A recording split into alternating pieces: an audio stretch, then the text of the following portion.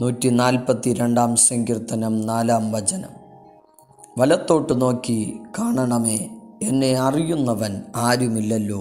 ശരണമെനിക്ക് പോയിരിക്കുന്നു, എൻ്റെ പ്രാണനു വേണ്ടി ആരും കരുതുന്നില്ല. ശൗലിനെ ഭയന്ന് ആഖീശിൻ്റെ അടുക്കലെത്തുമ്പോൾ അവിടെ നിന്ന് തുരത്തപ്പെട്ട ദാവീദ് അദുല്ലാം ഗുഹയിൽ അഭയം തേടുന്നു. ഗുഹ ദാവീദിൻ്റെ ജീവിതത്തിൽ ഒരു അഭയസ്ഥാനമായി മാറുന്നു.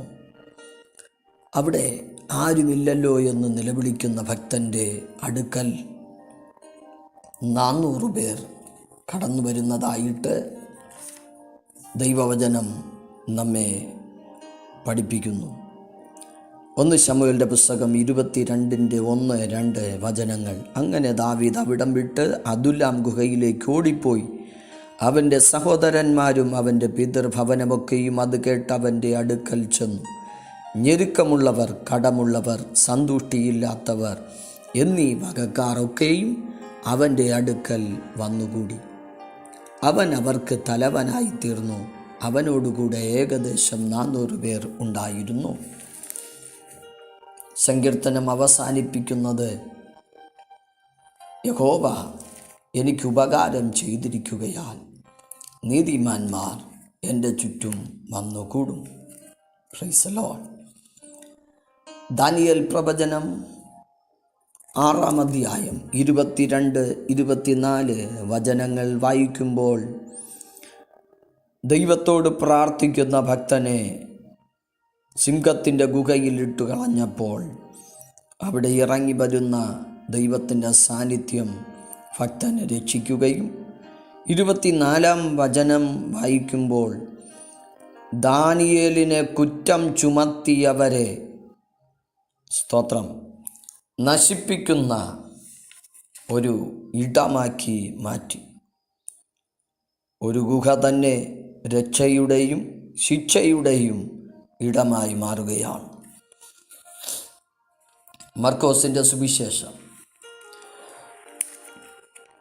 11 അധ്യായത്തിൽ സ്തോത്രം യേശു കർത്താവ് ദൈവാലയത്തിൽ കടന്ന് പറയുകയാണ്. അതിൻ്റെ 15 വചനം. Price the Lord. 15 വചനം മുതൽ ഉള്ള വേദഭാഗങ്ങൾ വായിക്കുമ്പോൾ 17 വാക്യത്തിൽ ഇങ്ങനെ പറയുന്നു, എൻ്റെ ആലയം സകല ജാതികൾക്കും പ്രാർത്ഥനാലയമെന്ന് വിളിക്കപ്പെടും എന്ന് എഴുതിയിരിക്കുന്നുവല്ലോ.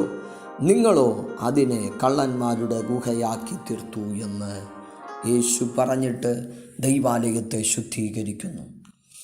യോഹന്നാൻ്റെ സുവിശേഷം 11 അധ്യായത്തിൽ യേശുവിൻ്റെ പ്രിയനായ ലാസർ, യേശുവിൻ്റെ ഹൃദയത്തിൽ സ്ഥാനം പിടിച്ച ലാസർ മരിച്ചു, അടക്കപ്പെടുന്നു.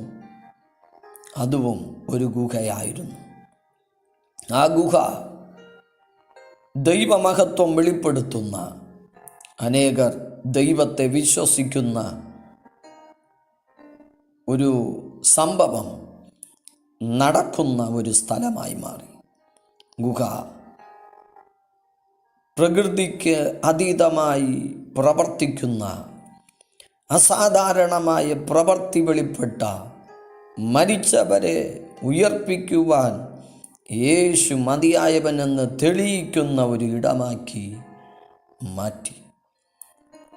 മത്തായി സുവിശേഷം 28 അധ്യായം യേശു കർത്താവ് അടക്കപ്പെടുന്ന കല്ലറ അതൊരു ഗുഹയായിരുന്നു.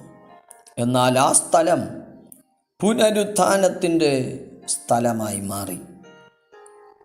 ചരിത്രം കുറിക്കുന്ന ഒരു ഇടമായി ഗുഹ മാറി.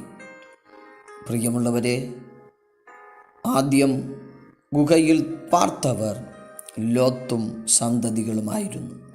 അവർ പാപം ചെയ്ത് ദൈവിക ശാപം, ദൈവത്തിൽ നിന്ന് ശാപമേറ്റുവാങ്ങിയവരായി പുറത്തു വരുമ്പോൾ, ഇവിടെ ഇതാ ദാവീദ് പ്രാർത്ഥിക്കുന്ന ഒരു സ്ഥലമാക്കി മാറ്റി. നമുക്കും സാഹചര്യങ്ങളെ ഹല്ലേലൂയ ദൈവത്തിനു വേണ്ടി പ്രയോജനപ്പെടുത്താം. പ്രതികൂല സാഹചര്യങ്ങളെ അനുകൂലമാക്കിക്കൊണ്ട് അവിടെ ദൈവ സാന്നിധ്യത്തെ വെളിപ്പെടുത്തുന്ന പ്രാർത്ഥിക്കുന്നവരായി നമുക്ക് മാറുവാൻ ദൈവത്തിൻ്റെ കരങ്ങളിൽ സമർപ്പിക്കാം.